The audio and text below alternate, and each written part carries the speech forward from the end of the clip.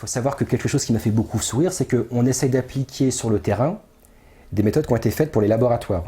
C'est un petit peu comme un jeu de construction, c'est-à-dire que tu ne peux pas remettre en cause ce qui a déjà été considéré comme acquis. Ah ouais, bah comment ils ont fait pour dater les trucs de 500 alors? Ah, par les textes. Ah ouais, d'accord. Et bien de 500 ans plus tard. Hein. Alors d'ailleurs, ce qu'on disait souvent, c'est que les Mérovingiens ont passé leur temps à mourir, quoi. C'est pas possible parce qu'on retrouve que des nécropoles. Donc, dans la plupart des villes, on retrouve à la fin de l'Empire romain une couche noire qui va de 40 cm à 2 mètres de profondeur qu'on appelle les terres noires. L'archéologie des gens en général, c'est une guerre. L'égyptologie, c'est puissance 10, quoi. Donc Éric Gontier a eu le malheur d'aller en égyptologie. Il a eu le malheur de décrire des choses de façon claire, nette et précise. Et il s'est fait taper dessus. Voilà. Bonsoir, bienvenue sur la Libre Antenne, c'est la saison 3 qui débute, donc malgré les, on va dire les mauvaises langues et toutes les petites frappes qui ont voulu maudire sur notre compte en pensant qu'il n'y aurait pas de reprise, eh ben c'est loupé les mecs, vous voyez, c'est la reprise. Donc voilà, bienvenue sur la Libre Antenne, vous êtes sur Beta TV, toute l'équipe elle est là, il y a Flo, il y a Mika, il y a Steph, il y a Lies, il y a moi-même, il y a tous les modérateurs qui sont là, les métanotes anciens, nouveaux, on va pas tous vous citer, parce que quand on cite les gens, après ils pensent qu'ils font partie de l'équipe, alors on va arrêter maintenant, on va juste vous passer des petits bonjours comme ça. Mais en tout cas, bienvenue sur Beta TV, parce qu'en plus, on reprend cette saison avec, on va dire, du lourd, hein, comme il dit Pascal Seffran sur Génération, du très très très lourd. On va rentrer tout de suite avec Laurent Villaverde. Bonsoir Laurent. Bonsoir de part. Donc Laurent, toi tu es archéologue. Archéologue de formation. Et j'ai quitté l'archéologie pour diverses raisons. Eh ben justement, et tu nous en parleras de ces méthodes archéologiques avec lesquelles tu es en désaccord. Hein, semble-t-il que justement sur le fond et sur la forme. D'accord, et de ces méthodes utilisées par la profession. Donc, on va rentrer, on va dire, tout de suite dans le vif du sujet, puisque l'archéologie, c'est une science qui est quoi? On peut dire située à partir quoi, du 19e siècle? En gros, on va dire que ça s'est organisé au milieu du 19e siècle. Au milieu du 19e siècle. Et ça a toujours été pratiqué, hein, depuis toujours. Des gens ont gratté le sol pour trouver des anciens objets. D'ailleurs, on croyait même que la Terre rejetait naturellement des poteries, à un moment donné. D'accord. Donc c'est pour dire qu'avant que les archéologues ne creusent et ne comprennent que ça avait été fait par d'autres personnes, on croyait que naturellement la Terre rejetait des pots, des vases, des assiettes. Ah d'accord, ça c'est une époque un peu crédule. Mais donc c'est devenu, on va dire, une science à partir du 19e. Oui. C'est qui les pays? Parce que ce qu'on sait, c'est la France, l'Angleterre. C'est là que ça situe un peu l'épicentre de... C'était en fait les grands pays colonisateurs. Hein. Oui, d'accord. En gros, pour simplifier. Donc on peut directement faire le lien d'ailleurs entre archéologie et colonisation, on en fait quelque part. C'est-à-dire à partir du moment où il y a cette grande colonisation européenne à partir du 19e siècle, on va dire l'archéologie, puisqu'on sait que Napoléon, dans son expédition, était essentiellement scientifique, il emmène dans ses valises tout un tas de scientifiques pour aller fouiller les sites égyptiens. C'est ça, c'est la volonté d'aller conquérir des territoires et d'aller en même temps essayer de voir ce qui se passe dans le passé du sol de ces territoires. D'accord. Et donc, alors 19e siècle, c'est quoi? On jette les bases un peu du métier à ce moment-là? Il y a des dogmes qui sont encore présents du 19e siècle? C'est pas vraiment des dogmes, c'est surtout des méthodes. C'est-à-dire qu'à partir de là, on essaye de comprendre comment est-ce qu'on peut creuser dans le sol en faisant le moins de destruction possible et en comprenant tout ce qui arrive. C'est-à-dire que là, c'est le début de la stratigraphie. Une couche au-dessus d'une autre couche. On essaie de faire de la méthodologie, on essaie de comprendre comment est-ce qu'on peut tirer un maximum de tout ce qu'il y a dans le sol. C'est-à-dire qu'on forme vraiment une science, avec des méthodologies, des processus, de la typochronologie, tous ces termes barbares-là dont on reparlera. Voilà, on est en train de mettre les bases de comment est-ce qu'on peut étudier le passé à travers ces vestiges matériels, et pas à travers les textes comme le fait l'histoire. On fait du concret. D'accord, donc oui, l'archéologie, donc on peut dire, c'est la science qui se base sur l'étude de quoi? Des sites, des pierres? C'est quoi comme Alors, l'histoire, en fait, il y a 3 disciplines pour étudier le passé, en gros. Hein. Il y a l'histoire, c'est les textes. L'histoire de l'art, c'est les monuments et les œuvres d'art, tout ce qui est unique. Et l'archéologie, c'est l'étude des vestiges matériels. Alors, à la fois ceux qui sont dans le sol, donc il faut creuser pour les trouver, mais aussi ce qui est en élévation, comme les pyramides d'Égypte. Voilà, là pour le coup on ne creuse pas véritablement à proprement parler, c'est déjà là, donc c'est des relevés, on étudie la composition de la pierre, c'est toutes ces choses-là. Mais est-ce que, par exemple, l'archéologie moderne, avec toutes ces nouvelles sciences, la géologie, tout ce tout ce qui existe aujourd'hui, on peut faire des tests chimiques, etc. Est-ce qu'on se sert de tout ça aussi ou Au 19e siècle? Non, pas au 19e. Oh, bah peut-être au 19e siècle aussi. L'idée, c'est qu'il y avait un tel foisonnement de sciences au 19e siècle qu'il y avait déjà l'idée d'une interdisciplinarité. Ça veut dire qu'un géologue va essayer d'aller voir un confrère archéologue pour essayer d'apporter un petit peu sa lumière. Un géographe va essayer de venir aussi, ils vont croiser les données. D'accord. L'idée, c'est de mélanger un petit peu tout de façon à ce que chaque spécialité puisse se servir du reste. L'archéologie était en grande partie basée sur les termes de géologie. Parce que l'archéologie qu'on connaît le plus souvent, c'est l'archéologie, on va dans le sol, et on creuse, on gratte, on prend des objets. En archéologie, par exemple, l'unité de mesure, c'est ce qu'on appelle l'unité stratigraphique, l'US, pour simplifier. Donc c'est une US, plus une US, plus une US. Il y en a qui sont naturelles, d'autres artificielles. Et à la manière d'un géologue, on va étudier tout ça, alors plus précisément même à la manière d'un sédimentologue. Un géologue, lui, étudie la roche, principalement. Le sédimentologue, il va étudier les sédiments. Tout ce qui est argileux, limoneux. Et l'archéologie se base énormément sur la sédimentologie. C'est ça. Parce que cette sédimentologie, elle nous permet on va dire, d'établir une chronologie, par exemple. Alors oui, c'est-à-dire que c'est en fait ce qu'on appelle la chronologie relative. C'est-à-dire qu'une chose est plus vieille ou plus récente qu'une autre, par un simple effet de gravité. Si on prend par exemple un objet et qu'on en met un autre par au-dessus, celui du dessus est forcément plus récent que celui du dessous. C'est tout bête, mais c'est la base de l'archéologie. C'est tout bête, mais c'est comme ça. Ça veut dire que on dit postérieur ou antérieur à une chose. Une chose à être postérieure, donc après une autre, ou antérieure, plus ancienne. Et c'est comme ça qu'on peut réfléchir à l'échelle d'un site archéologique. Qu'est-ce qui est plus récent ou plus ancien qu'une autre, sans se donner un calendrier précis. On ne parle pas de moins 300, plus 1500, quoi que ce soit. On dit, il y a 10 choses, cette chose-là est la première, sur cette chose-là il y a eu la deuxième, la troisième jusqu'à la 10e. Okay. On parle de chronologie relative. Mais alors dans cette recherche justement par les sédiments, est-ce qu'on trouve des choses des fois qui peuvent être contradictoires Par exemple, je sais pas, je dis une bêtise pour comprendre, mais on trouve un fusil au-dessus d'une épée romaine. Donc peut-être même le contraire, l'épée romaine au-dessus du fusil. Voilà. Alors ça arrive parfois, hein, c'est qu'il y a de la stratigraphie inversée. Inversée, c'est-à-dire qu'on a les couches qui semblent être les plus anciennes, au-dessus de celles qui sont les plus récentes. C'est curieux quand même ça comme phénomène. Et en fait on se rend compte quand c'est comme ça, c'est qu'en fait un archéologue, il est tout simplement en train de fouiller des fouilles du 19e siècle. C'est-à-dire que c'est des remblais. C'est-à-dire que c'est quelque chose qui a déjà été fouillé au 19e, donc tu prends la première couche, tu la mets par terre, tu prends la deuxième, tu la mets au-dessus de la première, d'accord. Et tu as une stratigraphie inversée qui se forme. D'accord. Voilà, c'est rigolo. Tu reviens par derrière et refouille, d'accord. Ce qui est encore plus amusant, c'est quand on se rend compte au bout d'un mois de fouille, qu'on a fouillé du 19e siècle. Donc, mais sinon, non, pour répondre à la question, de par la gravité, tout simplement, une chose, si elle est posée à plat, celle du dessus sera forcément au-dessus. Enfin, la plus récente sera forcément au-dessus, quoi qu'il arrive. Là où il y a un problème, c'est quand on a deux choses qui ne se recoupent pas. Tu prends un trou, tu fais un autre trou 5 mètres plus loin, s'il n'y en a pas un qui coupe l'autre, tu es incapable de dire quel est le plus ancien. Ouais. C'est tout bête. Ouais. Donc là intervient la notion du mobilier archéologique. Alors, qu'est-ce que le mobilier ? Le mobilier archéologique, alors c'est pas des tables, des chaises, des commodes, des assiettes, c'est tout ça.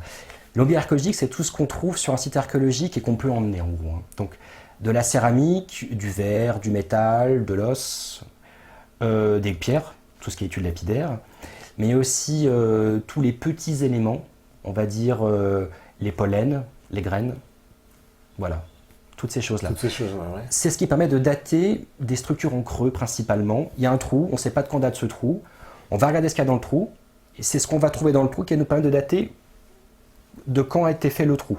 Mais comment, alors ça c'est la question, parce que comment on fait pour dater, puisqu'il semble-t-il, on ne peut pas dater une roche. Donc, ça, la fameuse affirmation de Jacques Grimaud qui n'est pas passé inaperçue. Effectivement, il explique dans son reportage La révélation des pyramides, il dit mais les roches ne se datent pas. Tu confirmes ça? Oui, on ne peut pas dater. Voilà. Si, tu vas dater une roche, mais tu vas dater la formation de la roche. Ouais, d'accord. Voilà. Tu prends un caillou, tu mets un caillou sur un caillou sur un caillou, ça fait un mur. Et si tu dates le caillou, tu vas pas dater le mur. Tu vas dater la formation. Après, c'est de la géologie pure, quoi. Mais effectivement, tu poses un caillou sur un caillou, c'est indatable. Alors, c'est quoi la méthode pour dater un site historique? Par exemple, là, je vais trouver des ruines d'une maison. Comment je vais savoir quand cette maison a été construite? Il y a le style. C'est-à-dire que si tu vois que ça ressemble à du romain et qu'on a déjà daté du romain, tu as des aires chronoculturelles. Si tu vois que ça ressemble à du médiéval, c'est que c'est du médiéval. Si tu vois que ça ressemble à du moderne, c'est que c'est du moderne. Et après, il y a les datation physique. Carbone 14, dendrochronologie, et j'en passe, quoi. Alors, carbone 14, alors ça, c'est quoi? C'est un mot barbare qu'on entend à toutes les sauces, le carbone 14. Alors, il paraît-il, ce serait la méthode infaillible pour dater absolument tous les objets. Alors, plutôt que de dire des grosses bêtises, je vais quand même m'appuyer sur quelques documents. Alors, petite définition, hein. Le carbone 14 ou radiocarbone est un isotope radioactif du carbone dont la période radioactive est égale à, peu importe, selon les calculs relevant de la physique des particules datant de 1961. Alors qu'est-ce que c'est qu'un isotope radioactif? Parce que... Alors, en gros, le carbone normal c'est du carbone 12. Le carbone 14 c'est un carbone qui est en très petite quantité et qui se balade un peu partout dans l'atmosphère. L'isotope du carbone, c'est ce carbone 14. Alors, on va passer vraiment les termes techniques là.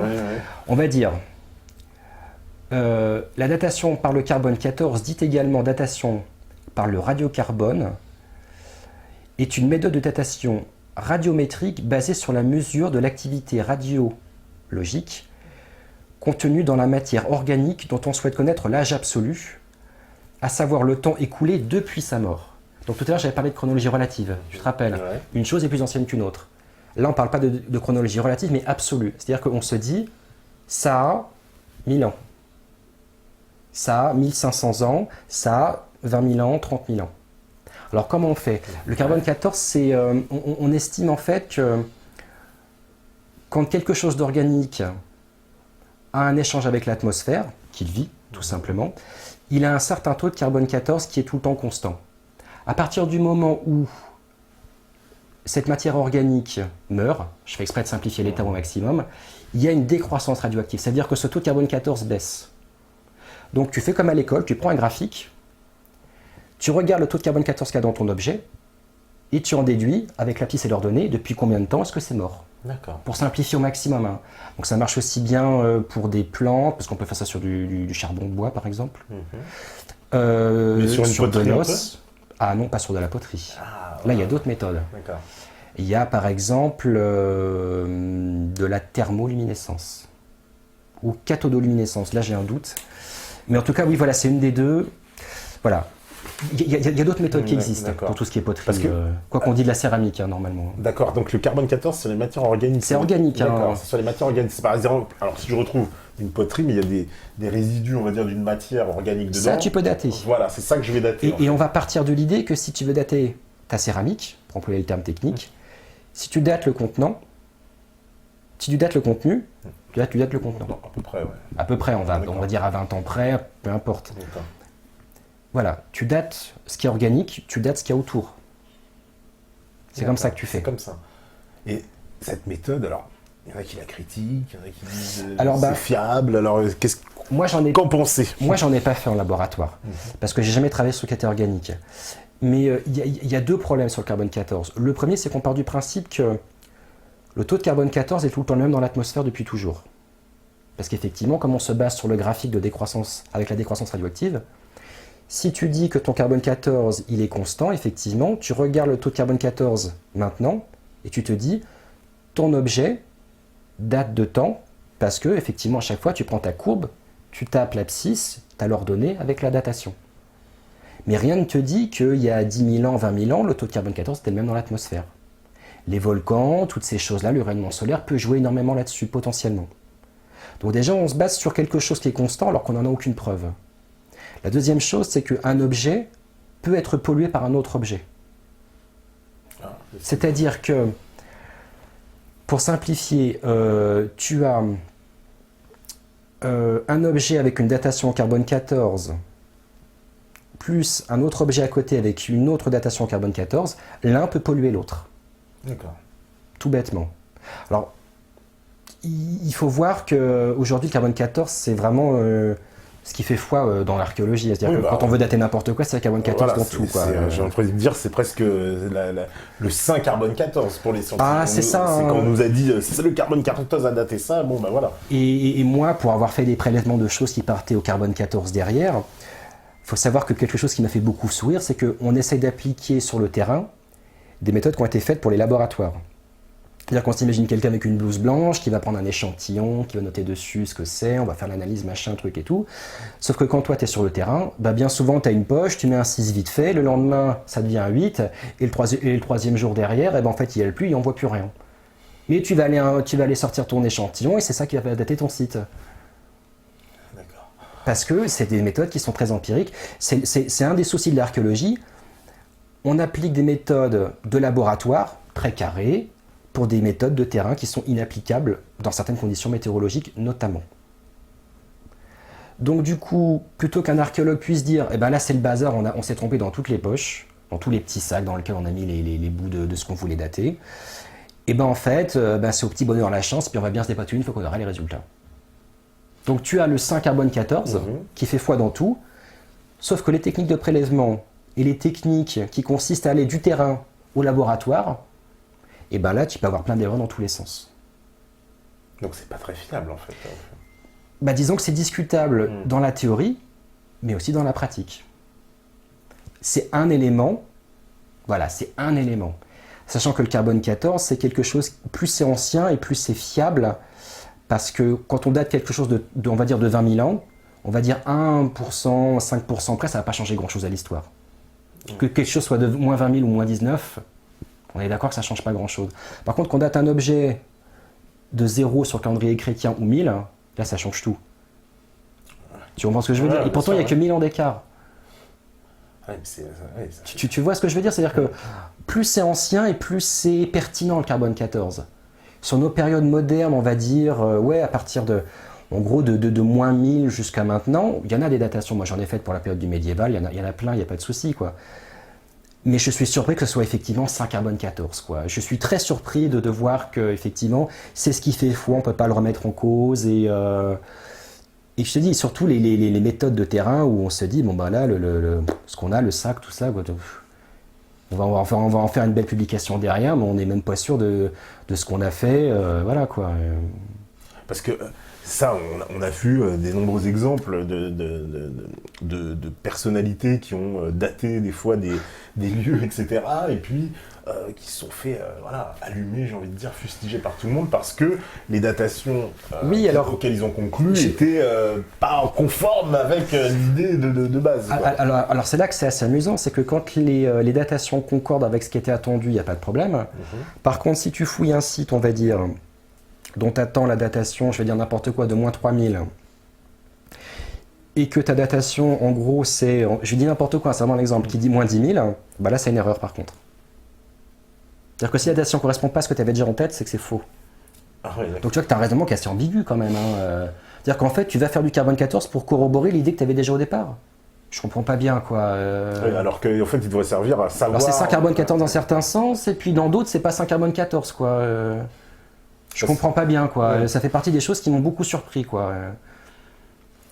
Parce qu'il y a des sites qui ont été datés. Alors, j'avais vu cet archéologue qui datait certains sites, des fois, de 100 000, 200 000 ans. Oui. Et après, on lui disait, mais c'est pas possible.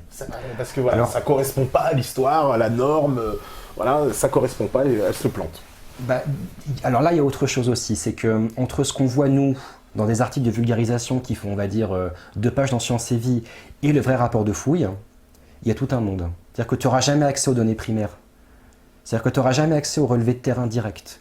Toi, ce que tu verras, c'est seulement un article dans de la vulgarisation, où maintenant tu peux consulter des thèses qui sont sur Internet, ou des actes de colloque, des choses comme ça. Mais les vrais rapports de fouilles, les vrais documents administratifs, où on voit l'archéologue qui a toutes ces données, qui essaie de se dépatouiller pour faire un truc à peu près cohérent, toi, tu le verras jamais. Tu verras jamais que le résultat que tu as, qui paraît tout beau, tout propre, tout lissé, évident, bah derrière, bien souvent, c'est de la cuisine. Où tu vas volontairement retirer des choses parce que ça ne correspond pas au reste, et tu vas volontairement gonfler d'autres choses parce que ça correspond pile poil à ce qui était attendu dès le départ. Mais ça veut dire que c'est quoi? C'est qu'il y a c'est pour des raisons politiques? Alors, j'irai pas jusque-là. Je dirais que l'enseignement est fait de telle façon que c'est un petit peu comme un jeu de construction. C'est-à-dire que tu ne peux pas remettre en cause ce qui a déjà été considéré comme acquis. Tu vois le raisonnement un peu intellectuel. Oui. On a des gens qui font des années, des années. Pour de la science, en ouais, c'est des gens qui font des années d'études, qui ont la grosse voix, nous autres, parce qu'il y a beaucoup de nounoiements dans l'archéologie. Hein, tu vois, le nounoiement, c'est nous autres qui avons fait beaucoup d'études et qui savons tout sur tout. C'est ça. Et tu te rends compte que derrière, les types, ils ont plein de fiches dans tous les sens. Même moi, j'en ai perdu sur le terrain. Et tu te dis, bon, voilà, à la fin de la fouille, j'ai 4 classeurs remplis de fiches, remplis de données de tout et n'importe quoi. Comment je vais me dépatouiller pour faire un rapport? Mais toi, tu ne le verras jamais, ce truc-là. Ce que tu verras, c'est un rapport au mieux administratif que tu vas trouver en PDF sur Internet, qui est déjà le dépatouillage des fiches que tu as eues sur le terrain. Et ce que tu auras le plus souvent, c'est soit le beau reportage à la télé, ou bien alors le truc dans Sciences et Vie, dans Sciences et Avenir, dans Le Monde, tous ces trucs-là. Est-ce que aussi le fait que, par exemple, un archéologue, il arrive à certaines conclusions qui pourraient, on va dire, entre guillemets, remettre en cause certains dogmes, il n'a pas peur un peu de se sentir mais il le fera pas il le fera pas parce que pour la plupart ils considéreront que les résultats qu'ils ont ils sont faux puisqu'ils ne concordent pas avec ce qu'ils attendaient le départ. Tu comprends le raisonnement intellectuel? D'accord, ouais. Donc mais de bonne foi, hein, attention, de bonne foi. On va fouiller un site, par exemple, entre guillemets, roman, on a dit ça date de 1300, puis en fait, il va faire ces trucs, et puis il va dire bah non, il y a des trucs de 10 000 ans, ah bah non, c'est pas possible. Ah ouais, c'est faux. C'est que c'est faux. C'est faux. C'est évident. Les résultats, ils ne concordent pas par rapport à ce qu'on attendait. On sait que c'est vrai, quand on sait ce qu'on sait et quand on voit ce qu'on voit, donc c'est faux. Donc il serait malhonnête de croire que les archéologues sont tous des gens machiavéliques à falsifier les données. Je dirais que c'est une construction intellectuelle qui fait que, à la sortie de ces études, on est plein de certitudes, et le travail n'est qu'une application directe des certitudes qu'on a acquises pendant ces études. C'est-à-dire qu'on a des gens qui font de la recherche, mais qui ne se posent pas beaucoup de questions. Et c'est une des raisons pour lesquelles moi je suis parti. Faire de l'archéologie aujourd'hui telle que moi j'en ai faite, moi c'était de l'archéologie préventive, donc de l'archéologie un peu particulière, c'est-à-dire que ce n'est pas de l'archéologie universitaire à proprement parler. Moi, je faisais de l'archéologie en amont de l'aménagement du territoire, c'est-à-dire une autoroute. Ah oui, parce qu'il faut expliquer. Donc voilà. En France, il y a deux types d'archéologie. Alors voilà, explique-nous cette différence pour. Donc voilà, il y a deux types d'archéologie. Et l'archéologie universitaire, c'est en gros un enseignant à l'université qui va faire 1 mois ou 2 mois de fouille l'été et qui, le reste du temps, va donner des cours à la fac, pour simplifier. D'accord. Donc lui, c'est ce qu'on appelle des fouilles programmées, c'est-à-dire que d'une année sur l'autre, c'est programmé. On va fouiller des grands sites, la plupart du temps, des sites qui sont financés, alors en France, par des conseils régionaux, des conseils généraux. Alors oui, c'est qui finance ça? C'est l'État qui finance l'archéologie? Bien souvent, mais il y a aussi des privés qui disent, voilà, moi je suis un riche industriel, j'ai acquis tel terrain et je sais qu'il y a des vestiges archéologiques et je vous finance 1 mois de fouille l'été à 20 étudiants et on va partir sur une triennale. Donc on va fouiller l'année 1, l'année 2, l'année 3. Il y aura un rapport de fouille à la fin de chaque année et puis à la fin de la 3e année, on fera la synthèse de tout ce qu'il y a là. Donc ça c'est l'archéologie programmée. Maintenant, moi ce que je faisais, c'est l'archéologie préventive. Là en fait ce sont des archéologues professionnels qui ne font que de la fouille. C'est-à-dire que les rapports avec la fac sont, on va dire, plutôt distendus, voire plutôt conflictuels. Voilà. C'est-à-dire que moi, je travaillais dans l'aménagement du territoire. C'est-à-dire qu'un lotissement se construit, on sait qu'il y a des vestiges en dessous, et bien avant que les vestiges ne soient détruits par le lotissement, on va fouiller. D'accord. Comment d'ailleurs on sait qu'il y a des vestiges au-dessous? Il y a quoi? C'est des rapports radiographie? Non, en fait, il y a 2 étapes dans l'archéologie préventive. Dans un premier temps, on fait un diagnostic, c'est-à-dire des grandes tranchées, pour voir s'il y a un site. il y a un rapport du diagnostic, et à l'issue de ce rapport du diagnostic, il est décidé si ou non il y aura une fouille derrière. C'est-à-dire qu'en gros, je ne connais pas les proportions exactes, mais on va dire que pour un site fouillé, tu as peut-être 10 diagnostics de fait. Tu vois, tu en as 9 qui sont négatifs, tu as le 10e qui est positif, et là on va prescrire une fouille. D'accord. Donc l'avantage de l'archéologie préventive, c'est que tu fouilles toute l'année, et donc t'en as plein les yeux. Sur tous les types de terrains, à la ville, à la campagne, dans le bord de mer, au fin fond des montagnes, dans les champs, sur des terrains limoneux, argileux, dans du sable. Donc moi je faisais partie des gens qui étaient vraiment archéologues de terrain, mais de la fouille pure et dure, quoi. Mais si, par exemple, question vraiment d'un profane, on trouve un site voilà, qu'on va estimer d'une haute importance, est-ce qu'on va stopper le projet? Ouais. Ah oui, on peut. Il y a quand même des réserves archéologiques. Donc les promoteurs, c'est pas forcément, alors pour cette archéologie préventive. Là... Ah, ils aiment pas du tout. Ils aiment pas du tout. Mais je les comprends parce qu'on est sur le principe dans l'archéologie préventive de casseur-payeur. Ça veut dire que un supermarché, pour pas dire de nom, veut construire un supermarché. Voilà. Donc, il y a un diagnostic qui est fait. À l'issue de ce diagnostic, il est avéré qu'il y a des vestiges archéologiques qui vont être prescrits pour une fouille. Donc, soit l'aménageur c'est le nom du constructeur, soit l'aménageur décide de s'implanter ailleurs, soit il décide absolument d'être là où il y a eu le diagnostic et il paye la fouille. Casseur-payeur. D'accord. Casseur-payeur. C'est lui qui doit financer, d'accord, la fouille. Prescription de l'État. Hein. D'accord. D'où parfois les arrangements qu'il peut y avoir avec des grands aménageurs qui vont aller voir d'autres personnes pour dire voilà, cette fouille nous enquiquine, ça serait bien qu'on essaye de voir si on peut trouver une solution pour que cette fouille n'ait pas lieu, quoi. Parce qu'une fouille, on va dire que, alors il y a des toutes petites, hein, mais on va dire une fouille, c'est peut-être 200-300 000 euros, quoi. Ah ouais, quand même. Ah oui, voilà. Ah oui. On est très loin de la petite fouille avec les étudiants l'été, à une vingtaine, voilà. Ah oui, c'est quand même des voilà, on dit, moi j'ai fait des fouilles où j'étais petite, moi qui grattais, hein, donc vraiment j'étais rien du tout, et on était sur des budgets de pratiquement 1 million d'euros, quoi. Alors c'était grands aménageurs, hein, Total, Elf, d'ailleurs on peut leur dire merci, hein, ceux qui finançaient l'archéologie préventive, hein, ceux qui mettaient les deniers pour qu'on puisse fouiller, moi ça me faisait travailler, et puis il y avait des vestiges qui étaient trouvés derrière, il y avait des choses qui étaient données à des musées, mais voilà, archéologie préventive, hein. Ça veut dire que derrière, normalement tout est cassé. Oui, parce qu'après, une fois, donc, et ça dure combien de temps ce genre de fouille? Ça dépend de la taille. C'est le temps de la fouille, il n'y a pas vraiment...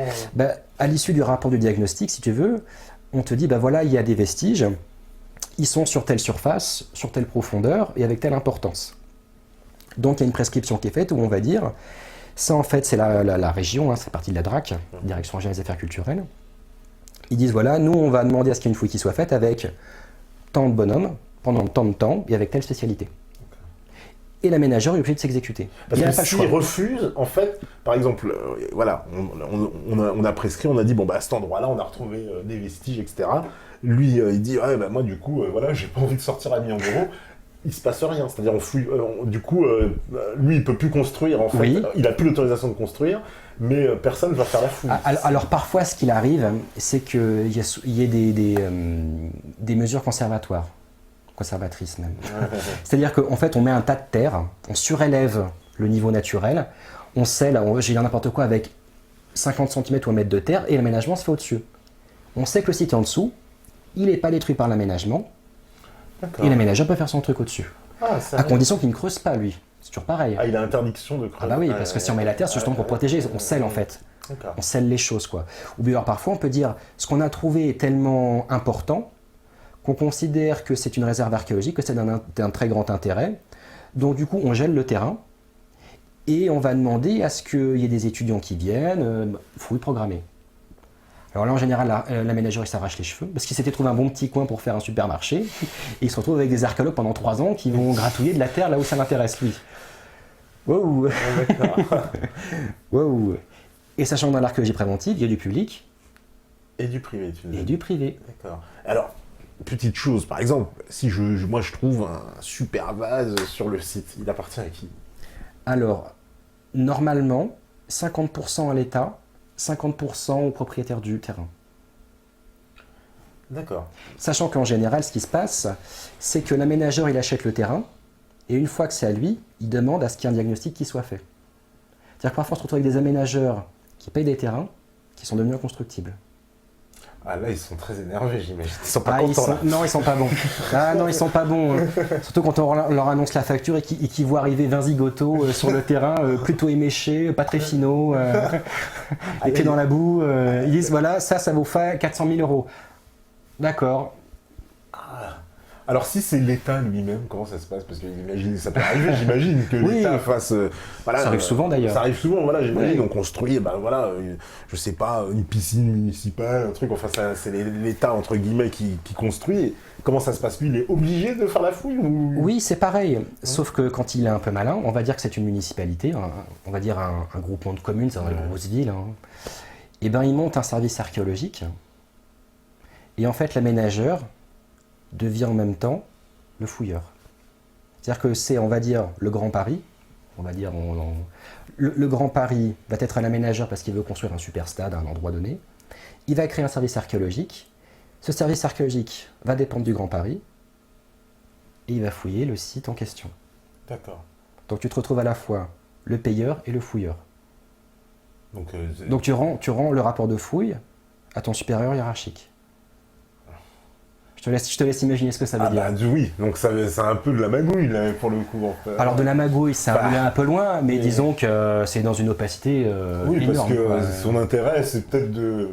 non, il n'y a rien, on a retrouvé 2 vases, c'est bon, il n'y a plus rien. Ouais, voilà, et puis il faut pas demander de rallonge, parce que parfois on dit voilà, on a fouillé pendant 3 mois sur le site, mais là, à la vue de tout ce qu'on a trouvé, c'est encore plus important de ce qui était sorti au diagnostic, donc du coup, il faut une rallonge de 2 mois, quoi. Ah non, ça ils aiment pas, ça j'imagine. Ah non, déjà la première fois ils étaient pas contents, alors la deuxième fois ils le sont encore moins, quoi. Mais alors ça veut dire quoi les archéologues, on va dire, ils sont, c'est quoi, c'est une espèce de fonctionnaire? C'est quoi le statut juridique d'un archéologue? Ça dépend, il y a plein de choses, il y a du public, il y a du privé. Alors il y a les universitaires, ça j'ai bien compris. Ils sont un peu à part, vraiment, voilà. ils sont un peu à mais part. dans ton archéologie préventive, c'est quoi, c'est un peu libéral? C'est-à-dire... Il y a un appel d'offres, par exemple, ça, faut le savoir. Par exemple, l'entreprise X veut construire un supermarché à un endroit donné. Il y a un diagnostic qui est fait, pas de chance, il est positif. Donc du coup, le service régional de l'archéologie dit, voilà, nous on voudrait, pendant 5 mois, 20 archéologues. Donc du coup, comme pour la construction, on lance un appel d'offres. On veut du privé et du public qui répondent à l'appel d'offres, 20 archéologues pendant 5 mois. Et c'est le ménageur qui choisit. D'accord. Donc il y a du privé qui se fait de l'argent sur l'archéologie. Parce que ça veut dire ça aussi, ils gardent le mobilier. Ah oui, parce qu'après, oui, ils gardent... Parce que c'est quoi ça après, veut dire aussi on peut que le c'est revendre. Parce que, par exemple, si je trouve une pièce culturelle, je peux la... voilà, on trouve sur mon terrain une super pièce. Ah oui. Tu m'as dit, j'ai 50% à moi, 50% à l'État, c'est ça? C'est chez toi? C'est chez moi, c'est mon terrain. C'est chez toi, bon. Moi je dis, on me dit, cette pièce, ça vaut 200 000 euros. Je dis, moi c'est très bien, je la vends. Déjà, il faut savoir une chose, alors je vais peut-être dire une bêtise, mais je crois que c'est 50 cm. Ton terrain t'appartient jusqu'à 50 cm, en dessous c'est l'État. Alors je crois que c'est 50 cm, mais... Ah d'accord, il y a une profondeur. Ah, oui, d'accord. Pour des raisons géologiques, c'est-à-dire que si tu trouves du pétrole en dessous de chez toi, c'est pas pour toi. En gros, pour simplifier, tu croyais quand même pas que tu allais faire de l'argent avec ton sol, quoi. Trop facile. Ça marche pas comme ça. Et sachant que si jamais tu déterres de ton terrain un objet dit archéologique, fouille clandestine. Ah, fouille clandestine? Ah oui. Moi je fouille dans mon jardin, je trouve un objet. Ah, fouille clandestine. Oui. J'ai pas le droit de fouiller dans mon jardin. Pas de poêle à frire non plus, les détecteurs à métaux, tout ça. J'ai déjà vu moi plein de gens avec ça. Là, oui, mais c'est totalement illégal. Ah, c'est totalement illégal. Ah ouais. C'est prison. Il y a une très bonne association qui se bat pour ça, c'est l'APA, qui prône véritablement la protection de tout le patrimoine culturel français. Voilà. Il ne faut pas fouiller. À la fois parce qu'on déterre des objets qui sont dans un contexte archéologique. Donc retirer un objet du sol, c'est le retirer de son contexte. Donc on ne peut plus l'étudier. D'un point de vue purement archéologique, historique. Et surtout, c'est illégal. Et ça coûte de la prison. Carrément. Écoute, on en apprend ce soir. Carrément, donc je fouille dans mon jardin. Il faut pas fouiller. Parce que même... Parce que j'imagine effectivement le frisson dont s'achète un détecteur à métaux, ça sonne, qu'est-ce que c'est, c'est moi, de je l'argent, connais ça plein se de monnaie. gens, alors dans les régions, ça se passe plus dans les campagnes, hein, je pense à nos amis bourguignons, entre autres, ou qui vont avec, justement, et qui retrouvent des vieilles pièces romaines. Ouais, mais moi, je connais des gens des villes qui passent le week-end à ça. Ah ouais, qui passent le week-end à ça aussi, ouais. C'est l'occasion. Hein. Donc c'est complètement illégal. C'est totalement illégal. Et s'ils se font prendre avec leurs pièces romaines, en fait, ils n'ont pas le droit de les revendre. Oui, fouille clandestine, prison. Ouais, j'ai des exemples très précis de gens qui sont, procès, qu'est-ce que vous avez fait avec ça? Même ce qu'on appelle des découvertes fortuites. C'est-à-dire que quelqu'un qui se balade, ou toi tu vas dans ton jardin, tu veux construire, tu fais un trou pour faire un piquet, pour mettre n'importe quoi, tu tombes sur un dépôt monétaire. Ouais. T'as un petit truc et t'as 20 pièces d'or romaines, machin, truc et tout, des doubles sesterces, c'est la fête, t'invites les voisins, ça y est. Hein. Et ben 3-4 jours après, t'as le gendarme qui vient et qui te disent là, fouille clandestine. Donc déjà, vous nous donnez tout. Et en plus de ça, vous êtes convoqué par la police, gendarmerie, ce que vous voulez. Il faudra nous expliquer pourquoi est-ce que vous avez trouvé ça. C'est un peu sévère, ça veut dire que la personne, alors du coup, la seule solution c'est de se cacher en fait, si elle trouve, imaginons une pièce hyper rare, donc du coup il faut la cacher pour pouvoir être protégé. Alors il faut la cacher, mais il ne faut pas la vendre sur eBay. Ah oui, oui. Parce que dès qu'on la vend sur eBay, on n'est pas très finaux quand même. Ouais. Enfin, moi je connais des gens qui vont sur eBay, qui déposent des réclamations auprès d'eBay en disant sur votre site est en train d'être vendu un objet archéologique qui ne devrait pas être sur votre site. D'accord. Donc les chasseurs de trésors, alors c'est quoi? C'est pareil, mais en général ils le font pas en France. Hein. Ils le font jamais en France, ouais. Ils le font pas en France en général. D'accord. Parce que sinon, c'est la même chose. Ah oui, c'est la même chose. Je trouve, et encore, parce qu'en ce moment, il y a une réforme du patrimoine qui est en train d'être faite. Là, c'est quasiment la fin. Il est prévu apparemment que tout le territoire français soit considéré comme une réserve archéologique. C'est-à-dire qu'avant, les gens qui faisaient du détecteur à métaux, tu sais, sur les plages, pour trouver des chaînes, des machins, des trucs comme ça. Aujourd'hui, demain, il est possible que ce soit considéré comme étant de la fouille clandestine. D'accord. C'est-à-dire que tu verras plus ce genre de comportement. J'en ai encore vu plein cet été avec leurs détecteurs sur les plages. Bon, évidemment, ils cherchent des petits objets. Ce que je comprends, c'est vrai qu'il y a le frisson, ça sonne, qu'est-ce que c'est, machin, truc et tout. C'est illégal. C'est bête et méchant, mais c'est illégal. Et ça coûte cher, ça coûte très très cher. Et si ça me tombe dessus, par exemple, un truc dans la mer, ça moi, je me baigne, je plonge, hop, je retrouve un objet. Ce sera rare quand même. Bon, c'est rare, imaginons, oui, c'est vrai. Mais ça peut très bien arriver, je sais pas, je retrouve un objet dans la mer et que. Pareil, il appartient à qui là, là, c'est les eaux. De toute façon, c'est dans les eaux territoriales. Donc, oui, c'est dans les eaux territoriales. C'est toujours pareil, c'est à l'État, c'est aux propriétaires. Alors, mais moi, je peux pas aller alors, je suis obligé d'aller à la police me dénoncer en disant, j'ai trouvé cet objet, qui semble être un. Et là, on arrête, on me dit, c'est non, ce que tu fais, c'est que tu contactes l'APA, qui est une très bonne association, et tu leur dis, voilà, j'ai fait une découverte fortuite, qu'est-ce que je dois faire? Tu les contactes, tu dis, voilà, je voudrais pas qu'on m'accuse d'avoir fait de la fouille clandestine, j'ai cet objet-là en ma possession, que dois-je faire?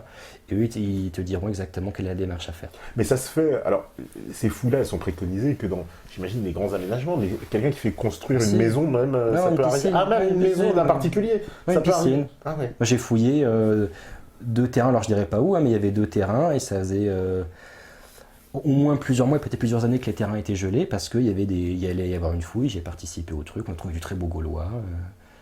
Le propriétaire, qui est un particulier, nous a offert un très bon couscous. C'est le coût très cher, d'ailleurs.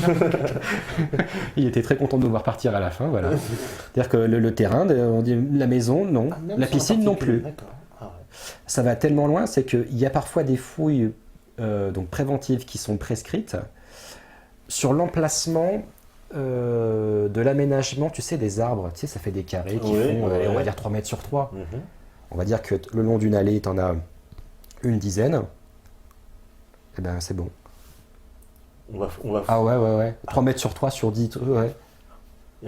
Et qu'est-ce qui détermine qu'on doit opérer une fouille? C'est quoi? On retrouve quoi exactement? C'est le libre arbitre de la personne qui... C'est quoi? C'est un expert qui décide d'ailleurs? C'est quelqu'un qui appartient à la DRAC. D'accord. Direction générale des affaires culturelles, et qui va dire, moi, de ce que j'ai vu du rapport du diagnostic, je considère qu'il est nécessaire de faire une fouille. Ouais. Alors, parfois, il y a des suivis de travaux aussi. C'est-à-dire que l'aménagement se fait, et tu as des archéologues qui sont là, et s'il y a quelque chose d'un peu particulier, ils disent hop, on arrête l'appel mécanique, moi je descends dans le trou, et je relève les trucs, en temps réel. Après, dans le quart d'heure suivant, c'est détruit, quoi. Et souvent, ça peut être quoi? C'est des maisons, des objets, c'est tout ça à la C'est fois, tout. Ça peut être aussi bien des murs dans un centre-ville, par exemple. Il y a un aménagement de voirie, quelque chose de tout bête, dans un centre un peu historique. Et pour faire passer des fibres optiques, ce que tu veux, mais la ça veut dire canalisation. dans des vieilles villes, je vais donner des exemples, mais genre, je sais pas, une ville comme Nîmes, Avignon, des très vieilles villes. Puis il déteste C'est ça. systématique, j'imagine, non? Puisqu'il doit y avoir des couches. Donc systématiquement, dès qu'on fouille un peu, de toute façon, on va retrouver quelque chose, j'ai envie de dire. C'est un peu. Pour eux, c'est un cauchemar. Ah, c'est un cauchemar carrément pour ces villes-là. C'est un cauchemar, ça leur coûte cher. D'où l'intérêt, quand tu sais par exemple, on va dire une ville, une grosse ville comme Rennes, Nantes, Lyon, quand ils savent que pendant 10 ans, ils vont refaire une bonne partie du centre-ville, tout l'intérêt pour eux, c'est de monter un service archéologique qui va avoir en charge les fouilles qui vont venir de la ville, quoi, si tu veux. Donc c'est à la fois l'aménageur et le fouilleur. Parce que j'ai envie de dire, dans ces sites qui sont occupés depuis tellement longtemps, on va forcément trouver quelque chose dès qu'on va creuser dans ce coin-là. Oui, t'imagines, tu vas à Paris, tu vas rue Saint-Jacques, tout ça, tu vas trouver. Après, est-ce que c'est vraiment toujours pertinent de prescrire des fouilles pour dire, voilà, il y avait des cailloux à cet endroit-là? Parce qu'à Paris, par exemple, il doit y avoir beaucoup aussi, j'imagine. C'est toujours pareil, mais il y a des fouilles même en ce moment, je suis sûr qu'il y a des fouilles privées, publiques, voilà quoi. Oui, systématiquement, parce que sur des très vieilles villes comme ça, forcément, on va creuser, on va retrouver quelque chose. D'ailleurs, à la fin du mois, là, il y a les journées du patrimoine, journée européenne du patrimoine. Il y a des sites archéologiques qui vont être ouverts. Ah ouais. Donc c'est bien d'inviter tout le monde à aller visiter ces sites-là pour les journées du patrimoine. Allez vous rendre compte de ce que c'est à la fois que le travail des archéologues et de ce qui est trouvé en urbain, en rural. En urbain, c'est en général très impressionnant parce que tu t'imagines, tu sors de ton travail, tu as un trou dans la rue, et là tu as 3 archéologues qui fouillent. C'est assez pittoresque, c'est assez incongru, mais c'est là. Et tu vas avoir des bouts de mur, tout un tas de choses, et tout ça, et tu te dis, je suis passé 50 fois devant, si ce n'est pas 5000 fois devant depuis que je travaille, et là-dessous, il y avait ça. Donc là, les journées du patrimoine, c'est l'occasion d'aller voir ce genre de choses. D'accord. Alors en plus, j'imagine, par exemple, si on retrouve, justement, tu as parlé d'un bout de mur, alors j'imagine qu'on ne le détruit pas, on le détruit après. Ouais. Ah ouais. C'est l'aménageur. On fait quoi alors? On prend des photos, des extraits, puis on détruit? On prend des photos, on mesure, on regarde le mortier. Enfin, après, il y a des procédures pour tout ça. On prend toutes les informations scientifiques. Et le jeu, c'est que si c'est de l'archéologie préventive, normalement, c'est détruit. À moins que ce soit très exceptionnel, mais tout est détruit. D'accord. Même si on tombe, je sais pas, une vieille tombe celte avec tout un tas d'objets. Un truc classique, c'est par exemple une petite église au fin fond de la campagne. Ils veulent refaire les gouttières et le système d'écoulement d'eau autour de la vieille église, dont personne ne va, il n'y a plus de messe depuis des années. Et ben on va dire qu'à peu près à 30 cm en dessous de là où tu marches, tu as les sarcophages mérovingiens. Relevés, tout le bazar, des très beaux sarcophages mérovingiens en pierre, tu vois, bling bling.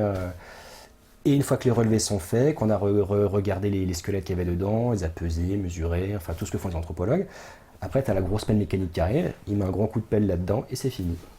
C'est horrible. Enfin, là, tu me fais froid dans le dos quand tu me dis ça. Ça veut dire que le passé, il est balayé par des coups de pelle mécaniques. Moi, ce que je vais te dire déjà, c'est bête à dire, mais moi, ça m'a fait vivre pendant des années, déjà d'une part. Et puis d'autre part, à quoi ça sert d'avoir le 10 millionième sarcophage mérovingien? Ah, d'accord, oui, on veut pas tout garder, c'est ça. Qu'est-ce que tu veux faire, quoi. Quand tu as de la céramique, moi, j'ai participé à une fouille qui était vraiment une espèce de fouille cathédrale. On était des dizaines et des dizaines, tu vois. Et à la fin, on avait plusieurs tonnes de céramique qu'on avait ramassées. Ça représentait en termes de tessons, le tesson c'est une bout de céramique, bouts de céramique, d'accord. Plusieurs centaines de milliers de tessons. Qu'est-ce que tu veux en faire, quoi? T'as pas le droit de les vendre? Donc on balance tout, quoi. Mais je sais pas, les sarcophages, on peut pas les remettre dans un musée, mais quelque part, non? Quand t'as une vitrine avec 10 sarcophages, tu vas mettre le 11e. Ouais. On en a déjà puis le deuxième pendant qu'on y est. Puis 5 ans plus tard, t'auras une autre fouille, ça fera le 13e. Ouais, d'accord. Et donc tout est détruit, non? C'est un peu triste, je trouve, c'est pas ça. Alors t'as des dépôts archéologiques, quand même, c'est-à-dire que tu prélèves tout, mais ça dans des caisses, enfin c'est une logistique de fou, quoi. Mais même les objets, je sais pas, je trouve des colliers, c'est des choses, ça prend pas de place, ça. Ou alors on n'en trouve pas tant que ça, des colliers, je te rassure. C'est comme les lingots d'or, ça, faut arrêter. C'est extra. Ou bien alors ils sont volés sur le terrain, mais moi j'en ai pas vu beaucoup. Mais non, mais après ça va dans des dépôts archéologiques, et puis c'est fini dans des caisses, dans le fond des hangars, quoi. Après, moi je me rappelle avoir visité un hôpital à Saintes, où il y avait une fouille préventive avant que l'hôpital se construise. Et quand on va dans le hall de l'hôpital de Saintes, tu as quelques petites vitrines, ils te disent voilà, il y avait un site archéologique en dessous et les vitrines présentent les objets qu'il y avait en partie là-dessous. Là c'est chouette, là. Ça c'est de la petite muséographie, il y a un petit machin sympa. Quand tu attends dans le hall de l'hôpital, moi tu vois des vieux objets, enfin... Là, il y a quelque chose de concret, quoi. Bah ouais, quand même. Mais c'est pas souvent le cas. C'est pas souvent le cas. Non, parce que je trouve, enfin, c'est un peu bizarre, je trouve, de mettre tellement de moyens, tellement d'argent pour fouiller, l'obligation, etc. Puis à la fin, on détruit tout, quoi. Ça fait mal, hein. Ça fait mal, ouais. Ça fait mal, quoi. Surtout quand tu passes des mois et des mois et des mois sur certaines choses, quoi. Tu te dis... ça pour ça, quoi. Mais l'idée, c'est que tout a été prélevé en termes scientifiques, quoi. Tu as pris les mesures, tu as photographié, tu as fait la compréhension, tu as fait des prélèvements sédimentaires. Même si on trouve un très grand site, imaginons, parce qu'au début, par exemple, on croit qu'il y a quelque chose, puis finalement, en fouillant, on s'aperçoit que c'est un truc énorme. Là, c'est ce que je te dis. Là, on peut considérer effectivement que là, on gèle le terrain, quoi. Mais ça se fait rarement. Ça se fait rarement, ce genre de choses, d'accord. Ça se fait rarement, quoi. Moi, j'ai pas énormément d'exemples en tête, quoi. Mais parce que même le beau que j'ai vu, moi... Les pelles mécaniques arrivaient, ils y allaient gaiement. T'imagines, tu prends un site, enfin tu prends un terrain et les archéologues viennent t'enquiquiner pendant 6 mois dedans. Le premier jour où tu mets des coups de godet, tu te défoules, quoi. T'en peux plus, quoi. T'as béni tous les jours pour que ça arrive, quoi. Et tu dis mince, je vais enfin pouvoir construire mon centre commercial, quoi. Ce qui est assez rigolo d'ailleurs, parce qu'on se dit voilà, il y avait un vestige, j'ai fait des vestiges archéologiques. Côté un peu pompeux, culture, histoire, machin, passé commun, et puis au-dessus tu mets un supermarché avec des fast-food, quoi. Ouais, non mais c'est un peu bizarre. C'est l'ironie du sort. C'est l'ironie du sort, exactement. C'est peut-être que dans 3000 ans, ces fast-food-là seront aussi importants que les autres. Aussi, Puis il y aura peut-être d'autres archéologues qui vont fouiller et dire mais qu'est-ce qu'ils faisaient à cet endroit-là. Ouais, ils se diront c'était le top de la gastronomie. Je peux toujours rêver. Hein. Non, mais c'est... Alors, des villes, alors j'imagine qu'en plus en France... Alors, il faut savoir que nous, on est très très bien pourvus en termes d'archéologie préventive. Voilà. Moi, j'ai déjà discuté avec des archéologues italiens. Ils me disaient que l'archéologie préventive là-bas était très très mal développée. Et quand les centres-villes étaient refaits, ils cassaient, mais c'était encore plus beau que ce qu'on avait en France. Ils perdent leur patrimoine alors. Ouais, mais c'est pareil. Pour avoir quoi, le 20e sarcophage? C'est ce qu'on va dire. Au bout d'un moment, on est presque blasé, quoi. On dit, encore une villa romaine. Tu sais, c'est le côté blasé, tu vois. Tu vas te dire, encore des squelettes. Donc finalement, les découvertes, on va dire, exceptionnelles sont plutôt rares, alors, en fait. À l'échelle de la France, oui. C'est pour ça qu'il ne faut pas considérer que l'archéologie, c'est des grandes trouvailles tous les jours, c'est des reportages à la télévision qui sont nécessaires, tout ça. Je ne connais pas la proportion, mais je dirais que moi, de ce que j'ai vu, il y avait 9 fouilles sur 10 qui ne faisaient pas avancer l'histoire, si tu veux, tu vois. C'est ça que pour en revenir à ce qu'on disait tout à l'heure, l'archéologie préventive, c'est une source immense de données pour comprendre le quotidien. D'accord. Mais tu ne vas pas trouver le site qui va révolutionner normalement l'histoire, tu ne vas pas trouver la pyramide Inca. C'est rare que dans l'Île-de-France on trouve une pyramide Inca, tu vois. Il y en a très peu en général. Mais tu as la compréhension du quotidien d'une société, d'une civilisation. Si tu veux comprendre le Romain en tant que personne, comment il vivait, comment il construisait ses maisons, tout ça. Alors tu as Pompéi, parce que tu connais Pompéi, parce que là c'est ouvert. C'est tellement célèbre, oui, Pompéi. Mais t'as pas besoin d'aller forcément à Pompéi pour voir ça. Tu as des tas de sites en France où tu vois du très beau romain, c'est très bien mis en valeur. Et l'archéologie préventive... On a des ruines antiques comme ça en France, comme Pompéi. Sauf que c'est pas mis en valeur pour des raisons politiques. Parce qu'on considère que d'une certaine façon, l'homme intelligent, l'homme bien, il est né à partir de 1789 et le reste n'avait pas d'importance. Quoi. Et tout ce qui se passe avant. Oui, des rois, des reines, des druides. Ça, faut oublier. Ouais, et puis il parlait à peine français. Non, mais c'est quand même Au-delà de tout ce qu'on pourrait imaginer de conspirationniste autour de l'archéologie, l'archéologie elle est partout autour de nous, quoi. Il y en a, mais partout, quoi. On estime qu'à peu près, on va dire 1% des sites archéologiques ont été fouillés à ce jour. Donc 99%. Ouais. Donc on peut encore dire qu'on pourra faire des découvertes extraordinaires en matière d'archéologie. Et surtout sur de l'archéologie du quotidien, parce que moi l'archéologie bling bling, à trouver du métal, enfin de l'or, des machins, ça m'intéresse pas du tout. Moi ce que j'aimais c'était, toi et moi, qui vivons dans une petite maison à la campagne, et 2000 ans plus tard, il y a des gens qui viennent voir ce qui se passe. Comment est-ce que tu refais ton mur avec les moyens du bord? Comment est-ce que tu fais la sépulture pour ta petite femme qui est morte en couche quand elle avait 25 ans? Comment tu fais ton puits avec ton beau-frère et ton neveu? Enfin, tu vois, des trucs du quotidien. Quelqu'un vient après coup, il étudie ce que tu étais et comment tu vivais. Et est-ce qu'on peut dire, alors là, c'est d'un point de vue des sciences, que justement, est-ce qu'on peut pas finalement séparer l'archéologie de l'histoire? Alors là, c'est la grosse ambiguïté. Oui. Parce que c'est parfois un peu la guerre entre les archéologues et les historiens, parce que les historiens étudient les textes, mais les textes, ils sont forcément partials. C'est-à-dire qu'à notre époque, toute bête, on va étudier 1 an d'actualité politique. Si tu regardes Le Parisien ou l'Express, ou bien alors...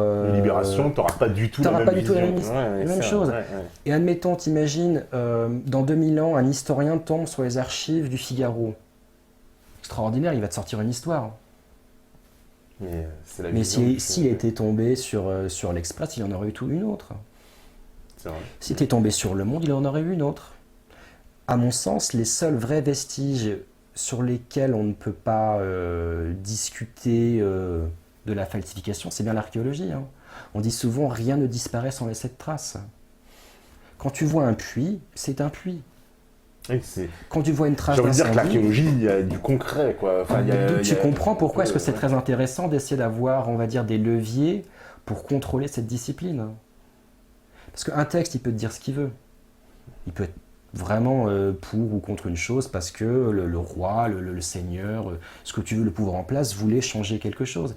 Mais quand tu vois une trace d'incendie sur un site entier, tu te dis qu'effectivement, le site a été détruit de telle façon. Quand tu vois que, par exemple, tu as des trous qui sont remplis de graines fossilisées, de plein de choses, tu peux te dire qu'il y avait de l'agriculture, que les gens ne mourraient pas de faim. Si tu trouves... Donc il peut y avoir un moment donné, par exemple, où il y a une contradiction entre ce qui est admis par l'histoire et les découvertes archéologiques, alors. Oui, absolument. C'est là que tu te dis que tu as une... D'ailleurs, ce qui est assez amusant, c'est que l'étude du passé, on appelle ça l'histoire. C'est qu'une étude du passé, c'est les textes. Tu vois, même dans le vocabulaire. Oui, même dans le vocabulaire, oui. Plutôt que d'appeler ça l'histoire, on devrait appeler ça... Tiens, tout à l'heure, j'ai un cours d'étude du passé. Ça serait pas illogique. Parce qu'il y a des... alors j'imagine... Ça serait pas illogique du tout. Hein, il peut y avoir donc on va dire des conflits justement entre historiens et archéologues alors. Ah c'est pas... il peut. Il y a. Et c'est violent parfois. D'accord. C'est violent parce que on est dans une lutte d'ego avec des gens qui ont fait beaucoup d'études et qui sont persuadés à la fin de leur étude d'avoir raison sur tout. Alors que l'archéologie te donne une version du passé, l'histoire t'en donne une autre.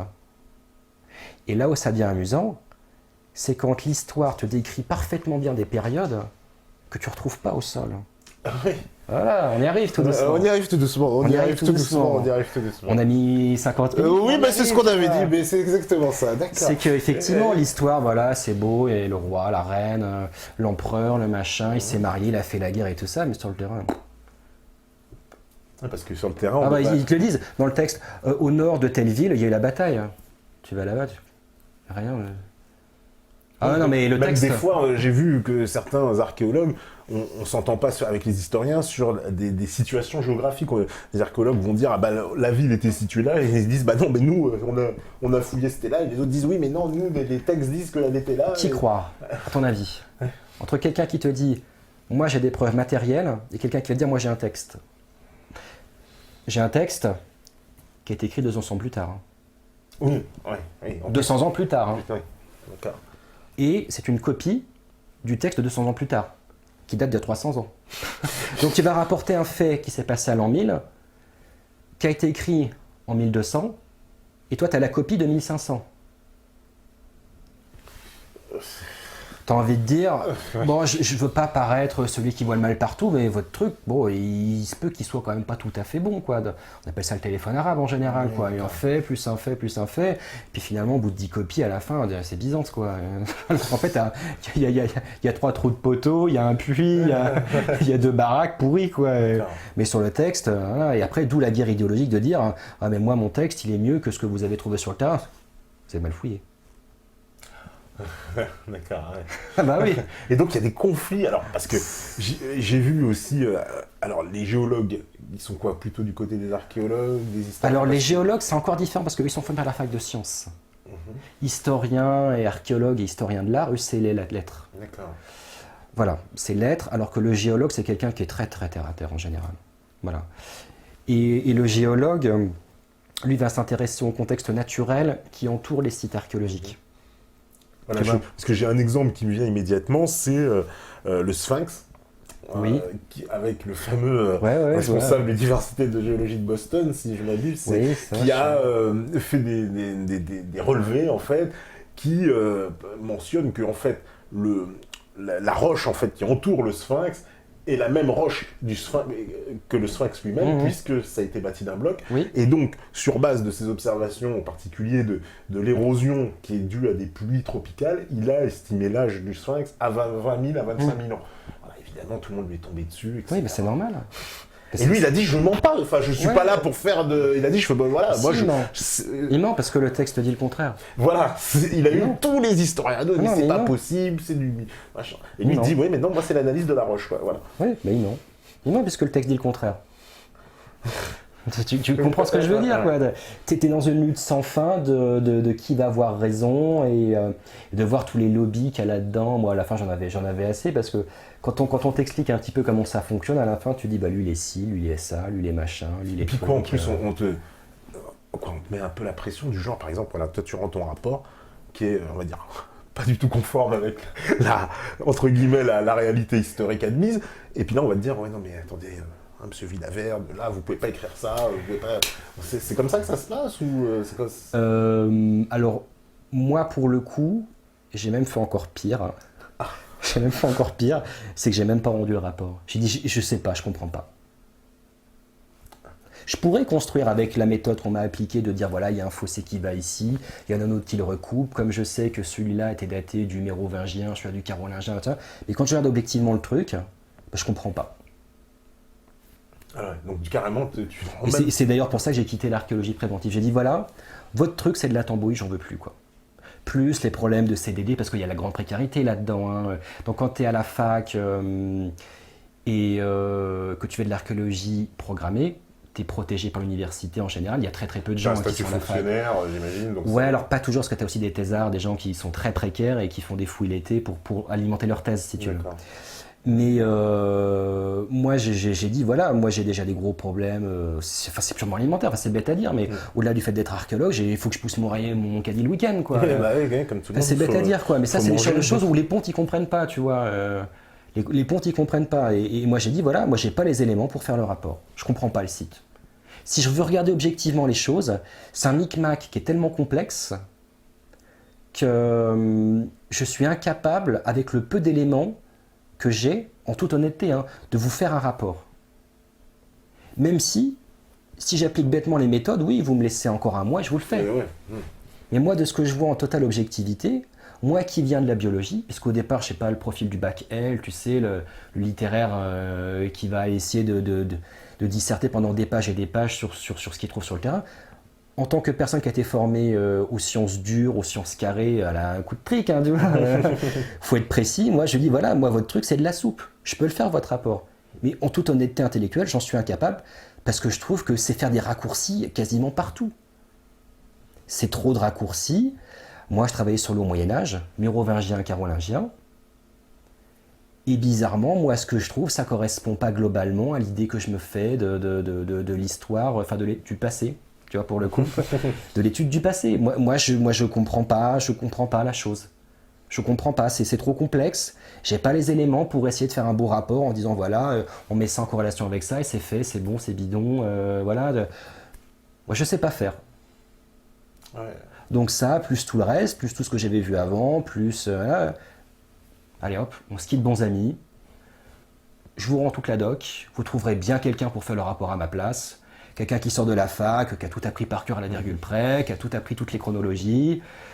Il vous fera un très beau rapport, ça fera un très bel article dans le magazine du coin. Vous vous débrouillez avec ça. Parce qu'en fait, moi, là, ce que je trouve inquiétant, c'est que tu es en train de nous expliquer, c'est presque une anti-démarche scientifique, puisqu'en fait, on a un résultat qui est presque de base, en disant, bah voilà, on fouille ça, c'est mérovingien, ça doit dater de ça. Et si on trouve l'inverse, eh ben on dit, on se trompe, non, ça... Donc c'est l'inverse de la science. Ça. C'est un raisonnement intellectuel qui est basé sur des choses qui sont considérées comme acquises.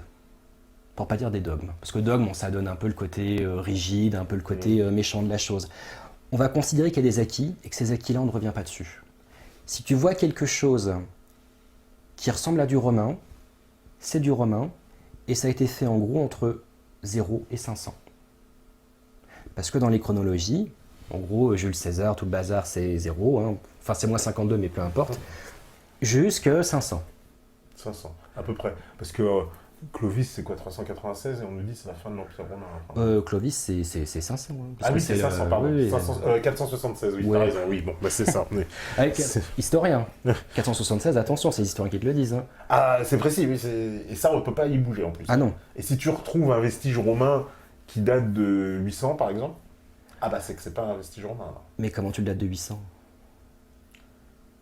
Ah ouais, bah comment ils ont fait pour dater les trucs de 500 alors bah, Ah, par les textes. Ah ouais, d'accord.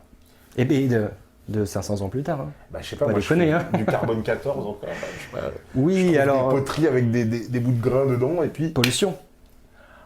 Ah ouais, pollution. En fait, dès que ça correspond pas, il faut que ça corresponde en fait, quoi. C'est ça. Ah, très bon archéologue. Et là, il y a... Ah ouais, bon, je vais m'inscrire en archéologie. Et ben on va faire la première pause en attendant. Et puis on va revenir pour aller un peu plus en profondeur justement sur les sites archéologiques, parce que je sais que ça aussi vous attendez. Là vous avez bien compris déjà ce qu'est l'archéologie et comment ça fonctionne, parce que je pense qu'on a appris beaucoup de choses, hein, parce que moi je savais pas trop non plus comment tout ça fonctionnait. La régie elle est prête, et ben c'est parfait. On refait la pause et on revient juste après. À vous la régie.